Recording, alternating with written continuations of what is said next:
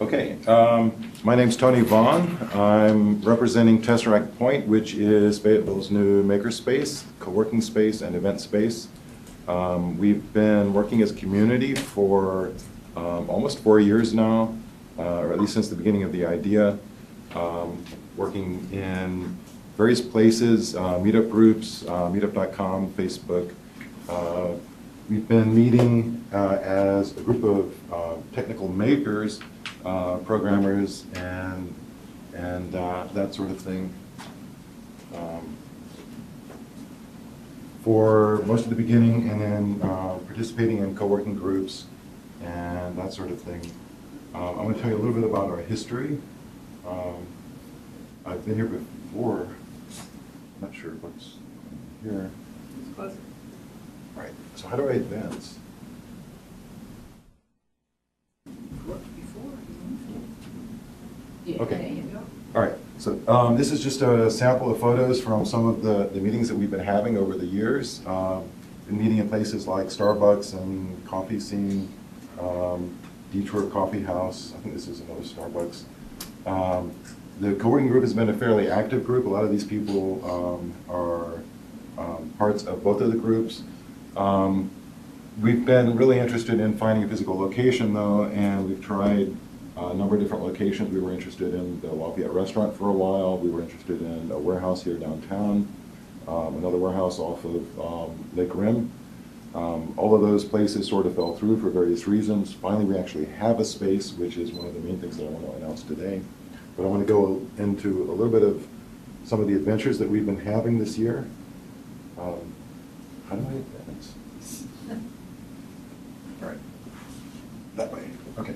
One of the things that we did this year, we've been participating in mini maker fairs. The mini maker fair is basically an occasion where makers from a region will gather together in one location, and they'll put up a table and display some of the things that their group has been making. Over the past 4 years, we've been visiting different maker fairs in Raleigh and Burlington. This year, we actually participated in our first one. Well, actually, last November, we participated in the Barnes & Noble Mini Maker Fair. We had a table there, gathered a few additional members. Then this year, we went to Burlington. We participated in their Mini Maker Fair. We had a table here and here. This is me working on basically what I'm working on is something I call Dylan, which is an animated character. It's still a work in progress. Here I'm actually building part of it. The idea is you go up to the character, it's a head, it's capable of looking at you, it's got a camera on it, so it can find your face. You're able to talk with it, and it can answer back. So it's basically a chat box, chat bot, but with a voice interface rather than just a text interface. It uses IBM Watson for speech-to-text conversion, and then it uses AI/ML to determine what the next line is in the chat. And here, this guy is Andrew. He's working on a little robot here. This was on a Friday. This was on a Saturday. This weekend, we actually had two events. We did the Burlington Mini Maker Fair, and then we did the Space Apps Challenge, which was held in Greensboro. There. The Space Apps Challenge was held at Greensboro University. And Andrew was working on a robot which was part of that. We basically did the challenge remotely during the Maker Fair, and then we actually went on site to Greensboro the following day to do the rest of the hackathon. What we did there was, our project was something called FractalNet, and we worked on designing a series of radios, basically. It's a radio relay system that's intended to be used in caves underground on the moon and Mars, and potentially on Earth as well. The idea there is that if you're exploring a cave for the first time, you're surrounded by rock walls. You can't really communicate through rock around corners anyway. As long as you've got line of sight, you can use radio for communication. But once a robot or an astronaut goes around a rock wall, you're not able to communicate through the wall anymore. RF energy goes through walls, but it's very strongly attenuated. It's hard to get high data rates. So our solution was to have the astronaut or the robot, as you go through the cave, you leave behind a link in the relay, and then you're some distance, into the cave, you're able to transmit through these relays back to essentially a central hub, which we call a base station. That was our project. We actually won locally. Name it Hansel and Gretel. We were talking about calling it like breadcrumbs or something like that before we came up with the name FractalNet. FractalNet is sort of the structure of the network. I don't have an image here, but the network is essentially a fractal network. It's a branching network. It's something like a mesh network, but it's not a mesh. It's a branching network. But each branch can continue to branch. So you've got a system that's potentially several subsystems that form one node, and then that system is a node in the network as a whole. And it's designed to have effectively an infinite number of nodes, because you might have to have a large number of relays if it's a very long and deep network. But the actual number of nodes in the network that are producing and consuming data will probably be small. So you have a lot of relays, but just a few stations that are actually, communicating in the network. So we sort of sacrificed the addressing scheme for the number of communicating nodes in order to get a sort of embedded kind of addressing scheme that can eventually become an infinite number of nodes, if you're following me. I mean, there's another way to explain it. But we won locally at Greensboro, so we advanced to the global level, and out of more than 400 teams, we actually won globally for best mission concept. And as a result of winning that, right, I'll come to that later. As a result of winning that, we didn't actually win any cash prizes or anything like that. We won the opportunity to travel to Cape Kennedy and watch from the VIP location the launch of the OSIRIS-REx mission. So that's one of our adventures this year. And this is another one of our adventures. I was fortunate to be invited to go to the White House earlier this year, where we had a gathering of makerspace organizers from all over the country. We gathered in this building adjacent to the White House, but it's got a very good view.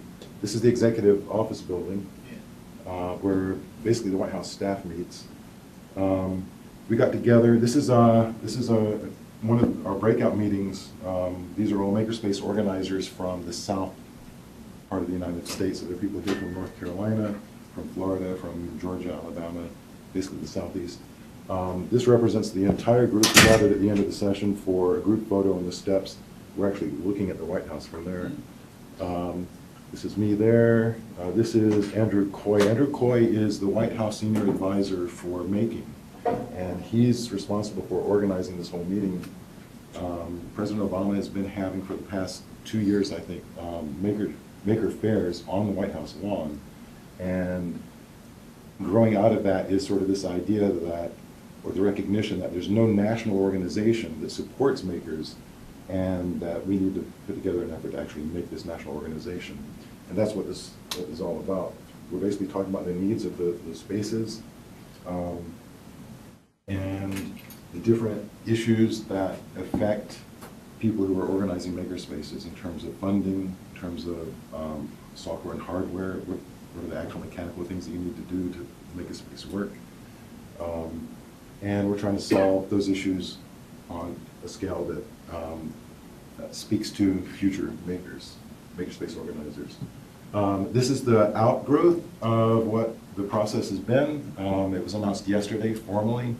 We have a new organization called the Nation of Makers. Their website is nationofmakers.us, and that is the top-level organization now for makers. And if, in our case, because we're a new makerspace, that's our point of contact for getting advice about how to do various things, insurance, funding, technical advice, all kinds of useful things. So we get to help others, and collectively others help us. All right, so, okay. Here's a couple of photos from the OSIRIS-REx launch. This was in September 8th, actually. September 8th. these are the winners. There are actually 6 categories of winners. It was best mission concept, most inspiring, best use of data, best use of hardware, and people's choice, and there was one other. But people from all over the world. There were 2 teams in the U.S., one in Canada, one in the U.K. There was an Italian team. I think that was 6. And we all got together at a coffee shop in Cocoa Beach, and we got to sort of compare notes and sort of have a little celebration about what we won. And this is us getting on a bus to travel to the launch site, and here we are at the launch site. This is right next to the Saturn V Museum. And I don't have a good view here of the launch, but I do have this, if it'll play. I just realized it might not play.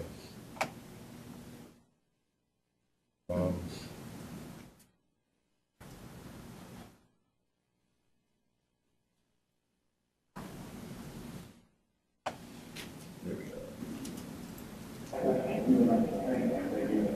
Maybe that's the wrong. Okay, that's the wrong video. Okay. But that's basically a view of where we were located and all the other groups that were there at the same time. And okay. All right, sorry, I copied the wrong video. I thought it was going to be the launch. But it was a pretty exciting day, a couple of days. We were actually there for 3 days. So this is really even more exciting than that. Tesseract Point actually has a physical location. We've moved into the Stewart Nissan building. We've got about half of it, which is somewhere around 16,000 square feet. The whole building is around 33,000 square feet. This is a view of, well, let me point out this. There's the showroom up front. It's glass enclosed, basically one space with a couple of side offices. This is what used to be the parts department. There's an entrance here that goes to the right and what used to be the waiting room for the parts department, and then to the left to the office spaces. The near side of the building is what I was just describing. The back side of the building is basically open service bays where they used to work on cars, and there's basically like 280 feet by 75 feet with one dividing wall. So we can divide that up any way we like to. This is the waiting room, as it was, I guess, when we were just looking at it. There's a front section here. This is, like, if you go in this door and turn right, you're coming in through this door.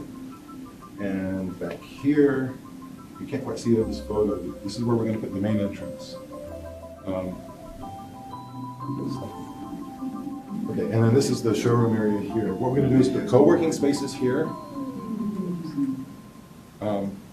And this is where the makerspace is. We've got the electronics lab built in here, the kitchen there, lounge area there.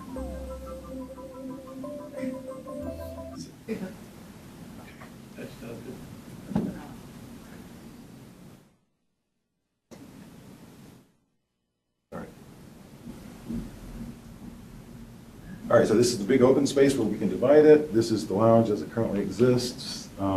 This is some lettering. The only signage in place right now on the wall is this.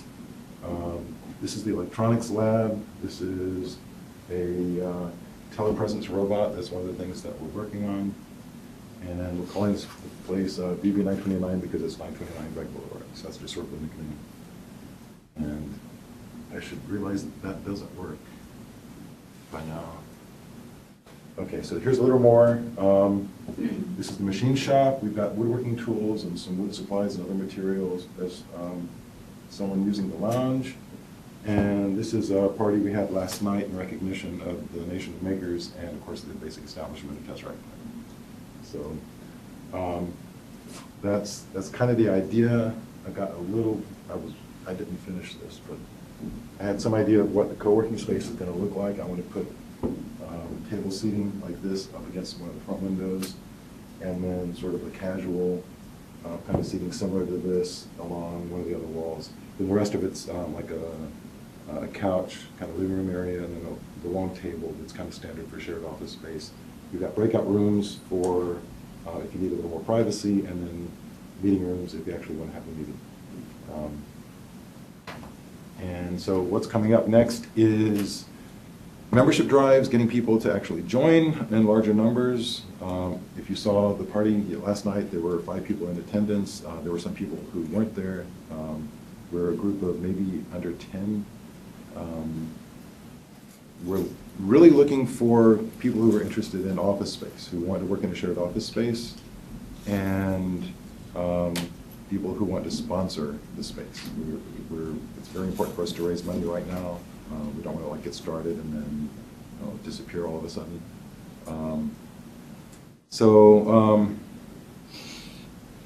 We've got classes on the schedule. We've got an Arduino class scheduled for tomorrow, and we're going to be putting more classes. We've just started posting regular hours, which are Wednesday, Thursday, and Friday, 9 to 5. Up to now, it's been sort of like random. If you wanted to come in and see the space, you'd have to give me a call and make sure that I'm there to open the door. That's about it. Any questions? You've got access to the lifts? The lifts are no longer in the building. So we're not doing auto service. Actually, the front service bay is being used by the Salvation Army through the rest of the year. They need warehouse space to store the donations that they're giving to people through their Angel Tree program. And so that's their space until January. In January, then we can move into it. I've got plans for how to subdivide it into basically an auditorium, kind of a reconfigurable auditorium that we call the holodeck, and then some other classrooms and workshops and spaces like that. The back part of the building, the south bay, that won't be available to the makerspace, but it'll eventually be converted into office space, permanent office space, rather than just a generic shared office. Yeah. I was going to ask if you had your calendar posted. The calendar right now is in the Facebook group. It's go to Facebook/groups/Tesseract Point. There's not a formal calendar yet. The website itself is still in development. That's tesseractpoint.com. We've got a wiki that's in development there. There's the basic website, and then we're working on some community features for projects and group management, that sort of thing. But that's still in progress. Question. Are there levels of fees depending on how much accessibility a renter has to your space? There are. And we have members, not renters. So there's no lease, there's no long-term arrangement or commitment of any kind.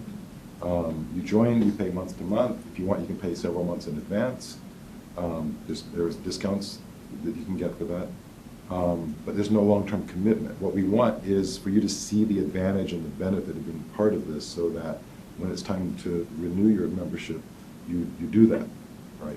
But there's no actual commitment. So if there's some reason why you need to separate from Tesseract Point, business conditions or something, there's no entanglement that's going to prevent you from doing what you need to do.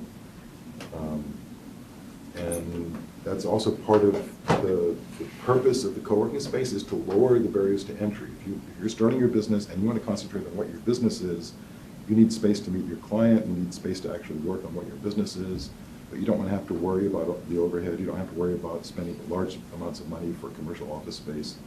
You pay one small membership fee. The co-working space access is $200 a month, and you get something like 3,000 square feet of space at the front, another 3,000 square feet of space at the back in the makerspace area. And the only caveat is that you have to share it with other people. And the spaces that you get privately by yourself are sort of as available or as scheduled. So you can need a meeting room, you just schedule the meeting room, and it's yours for the duration. I didn't have a photo, I guess, but we've got one room in the showroom that's allocated as a phone room. So if you need to have a Skype call or a regular phone call or something, you go into that room and make your call there, and you don't disturb the other people. There's kind of a large room off to the side that we'll subdivide into 3 different rooms. So we'll have basically 3 phone booths in the middle of the co-working space. But it's $200 a month for the co-working level membership, $55 a month for the standard membership, which is essentially access to the makerspaces. You don't have this access to the meeting rooms, and you don't have access to the co-working space But there are other spaces for meetings. The lounge, for example, can be an informal meeting room. When we have classrooms, you can schedule events in the classrooms and that sort of thing. So it's a lower level of access, but it's usually for people that have, a lower level of commitment. You're not necessarily running a business. You can be at that level still. We don't tell people what they're actually going to be doing. It's up to you to figure out how you want to use the space as a member. But generally, people that are at the standard level of membership are interested in pursuing a hobby or a craft or some interest that requires them access to software and computers and tools and equipment, that sort of thing. Then the co-working level membership is people who are probably running a business, or they're a remote employee of another company, or they're a freelancer or some level like that. We do have 3 offices that are available for people who need dedicated office space. So for $400 a month, your membership allows you access to that dedicated space, access to the shared space, and access to the maker spaces and the labs. So those are the 3 primary levels of membership.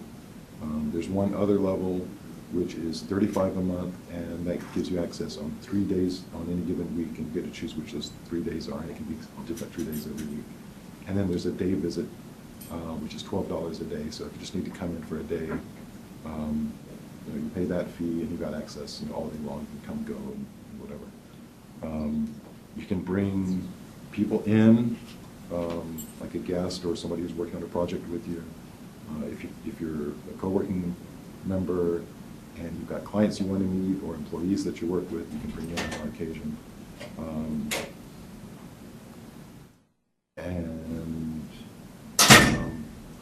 Voting, because it's a membership-based organization, everybody has a role in what the business is, the bylaws and the rules, and almost everything can be changed. There's some things that probably can't be changed, but basically everything's determined by the membership. So as the membership grows and the needs of the members become better defined, then we can adapt to whatever those needs are and become more awesome so that our members can become more awesome.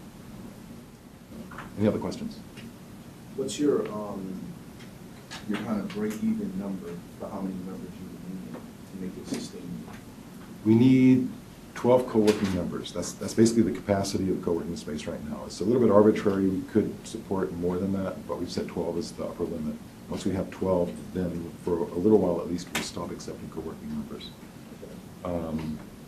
That will help us break even. We need around 10 or 15 maker members, and we need several public events every month to generate additional revenue in order to break even.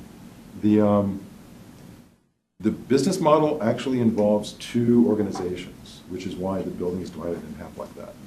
There's a for-profit organization, which is my engineering company, and that I haven't really announced publicly yet what I'm doing. It's primarily robotics. I'm calling it Triplanetary Exploration Systems, and that's what's going to inhabit primarily the back part of the building, and that company is responsible for the overall property, the lease and everything.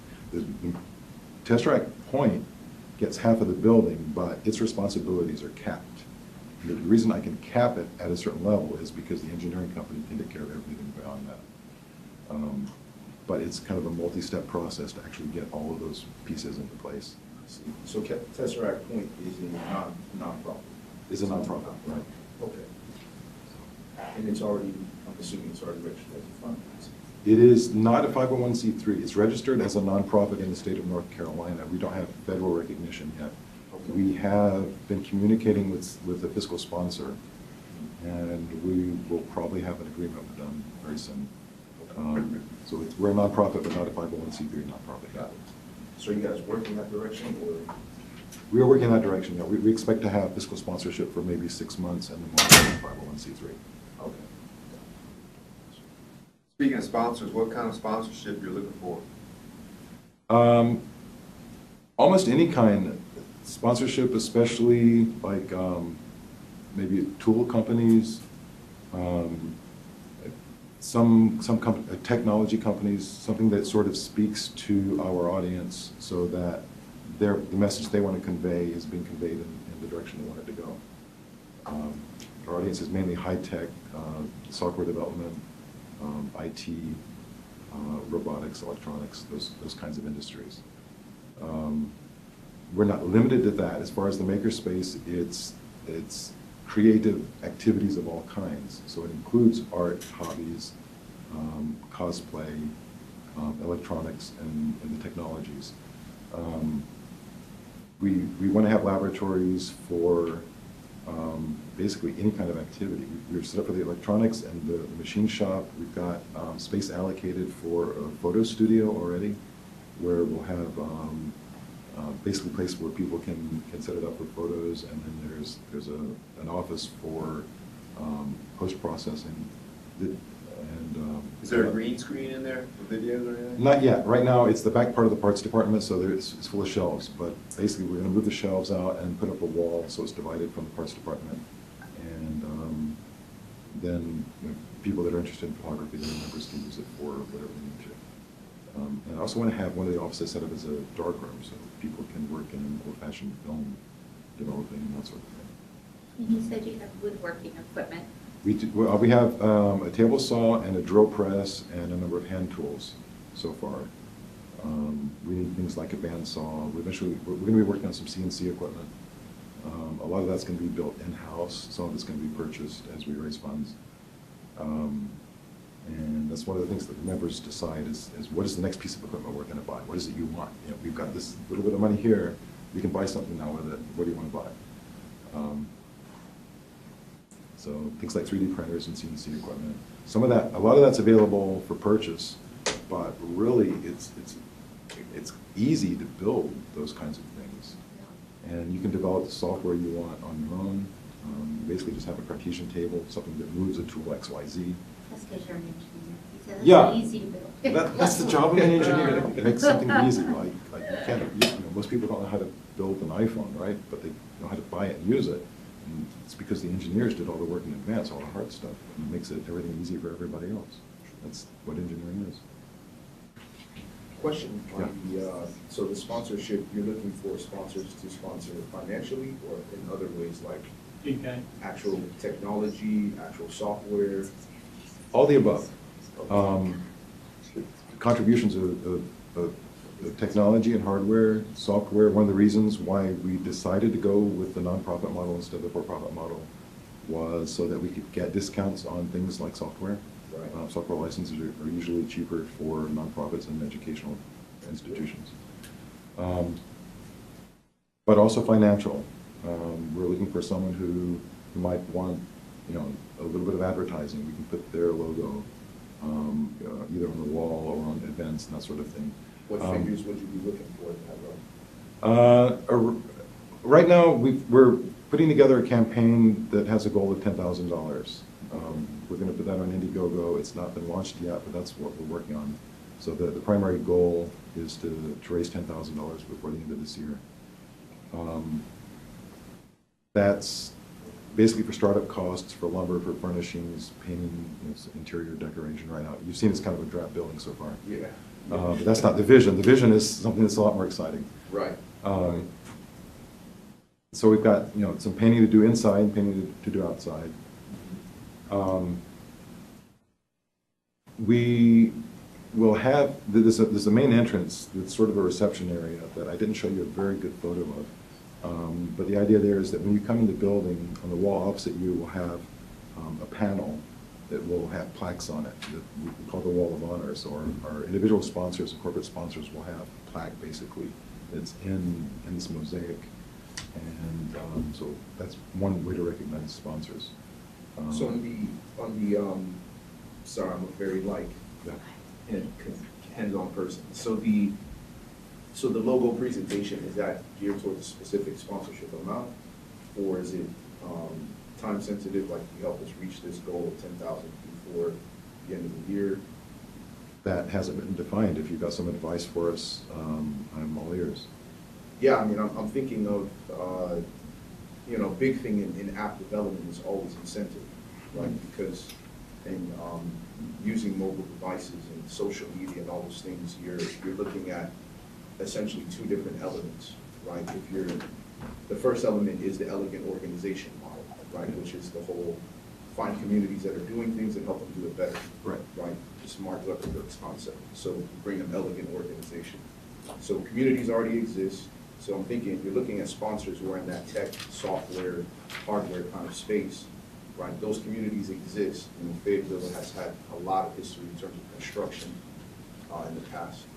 And so I'm sure there's communities in that space, and that advertising relationship could be valuable to them to say, hey, put your logo, you're a sponsor, et cetera, et cetera. On the other side, the incentive is particular rewards or utilization of the space.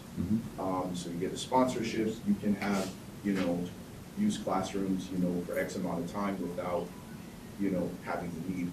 And I'm thinking of that more so because you have in the second incentive, there's a lot more intangible value to that. Okay. To bring an investor and say, hey, we help sponsor the space, this is what's going on. The investor comes around, you walk into Tesseract and say, we're gonna have a meeting there at Tesseract Point, and I wanna show you the space that we have. We have a plaque on the wall, there's our logo, that adds value, and especially to employees and people associated with the company. Right. To know that. So I see those two incentives, and I think there could definitely be something worked out in both areas of sponsoring hardware, software, whatever. Because as a tech company, it's a no-brainer for me to talk about software. I know Google will give it to you for free as a nonprofit, the Google Suite, all the apps. Yeah, there's a wide variety of open source software that we can get that's actually very capable. Yep. But there are also other packages that people will benefit from having the experience of using. Exactly. So, Yeah, so that's where I'm thinking in terms of, because one of the benefits potentially that's there in a co-working space like that, or even for makers, is to get access to software you wouldn't normally be able to access on your own. exactly. Yeah, so in terms of businesses who would want to cater to that, it would be great, because as any business develops in that co-working space or anything comes out of it, to know that you are part of helping develop that, because you help sponsor the software. Right. That's really what brings value. For most entrepreneurs I know, right, it's about the contribution, it's about the innovation, it's about the change. That society is different, because you created this thing. Right. So anyway, That's important to think about, yeah. In terms of those incentives. The return on the sponsorship that the sponsor will expect. But I can talk to you about it more. I have some ideas on kind of framing them at the moment. Okay, terrific. Yeah, I'd like to talk with you more. Any more questions? It's exciting. It is. Yeah, I'm excited. I'm Yeah, gonna well- visit. Okay. Yeah, come visit. Next week's Thanksgiving, because you said Wednesday, Thursday, Friday. You have an event today? I don't have an event today. We can. That's why I was kind of hesitating. Was I'm trying to think, because the middle part of the early part of the afternoon, nobody's going to be there. But after 5, we Before can. in the evening? Yeah, it'll be more in the evening today. Okay. Thursday, Friday, Tuesday, Thursday, and Friday are the days that I want to start trying to be there from 9 to 5. So we've actually got that posted on the Facebook page for the location. But a lot of things are a little uncertain. We really need to have more members available. One of the members and I, well, him more than me, we're working on an access control system. So right now, you have to have a key to physically get in the building right now. Once we have the access control system in place, you'll have a membership badge. You basically just go up to the door and you swipe it. If you're authorized, you get to go into that part of the space. But that's not in place yet. When that's in place, we can actually go to 24/7. So if you're a member, say you're an office member, and you have a presentation or something the next day, you get to work late. And nobody's going to say you have to leave because we're closing the door, right? If you work in a coffee shop, you have to leave at 9 or 10 or 12 if you know the one coffee shop that's open till 12. If you lease office space somewhere in a commercial building, you can go there anytime you like, right? That's right. We want to have that same kind of freedom, even though it's a co-working space, it's a shared space. If you're a member and you paid for it, you get to go up, swipe your card, and go in and go to work, right? Whatever hours you need to work. And that's the same for the makerspace. There are a lot of issues associated with that in terms of security and that kind of thing, so we need a way to make sure who's coming to the building at different times. Also, if you're gonna have people leave their equipment there. Yeah. So we have lockers. The co-working space is going to have lockers. The parts department is going to be a place where people can store their work in progress securely. You want sponsors to contact you directly? Right now, I'm the primary point of contact, yes. You got cards?